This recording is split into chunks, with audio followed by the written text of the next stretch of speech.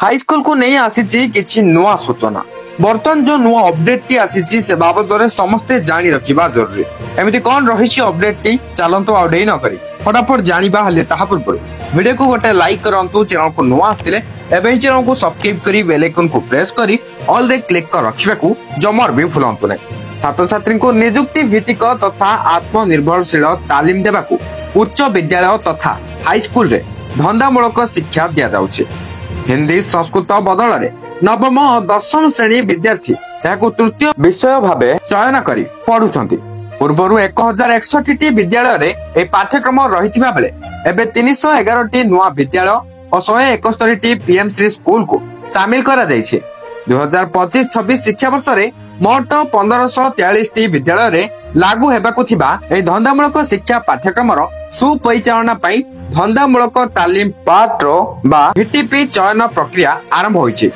असेवा पक्षरु भिटीपी नियुक्ति पई expression of interest बा ईओआई डकाजिबा परे शिक्षकक मध्य रे विभिन्न कल्पना दर्पणा आरंभ होइछि। 8 वर्ष हला एही पाठ्यक्रम परिचालित हेउथबा बेले हठात नुआ भिटीपी चयनर आवश्यकता को नै अनेक प्रश्न उंकी मारुछि। गुरुत्वपूर्ण कथा हेउछि जे धंदामूलक शिक्षार कलेबर बढ़ुथिले मध्य छात्र छात्री को गुणात्मक शिक्षा मिली पारु नाही। 2016-17 शिक्षा वर्ष रे राज्यर 208 उच्च विद्यालय रे धंदामूलक पाठ्यक्रम आरंभ होइतिला।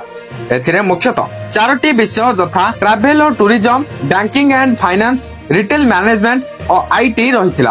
प्रथम थर लागि 2016-17 रे नवम श्रेणी रे एहा लागू होइतिला। 4टी विषय रे आरंभ होइतिबा शिक्षादान एबे 15 रे पहुंचिलानी। नुआ नुआ पाठ्यक्रम शामिल हेउथिबारु धंदामूलक शिक्षार परिसीमा वृद्धि घटुछि। तेबे पिलामानकु जेउ भली तालीम मिलिबा कथा ता होई परि नथिबा अभियोग होइछि।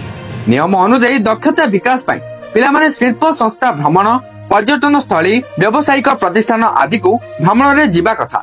मात्र केतेक भिटीपी ठीक समय रे विद्यालय को पैसा देउ नथिबारु शिक्षक माने पिलांको भ्रमण रे नै पारु नाहंती। एपरि के अतिथि शिक्षक आसी पढेबा नै जो नियम रहिछि ताहाको मध्य पालन करा जाउ नाही। पूर्वरु पिलामानंको भ्रमण रे नैतिबा विद्यालय गुड़िक बकेया अर्थ पाउ नथिबारु असुविधार सम्मुखीन हेउछंती। बर्तमान जहाँ भी किसी नुआ अपडेट आसतिला ए वीडियो को शेयर करी समस्त पाखरे अपडेट को पहुंचाई दियंतु। Thank you for watching.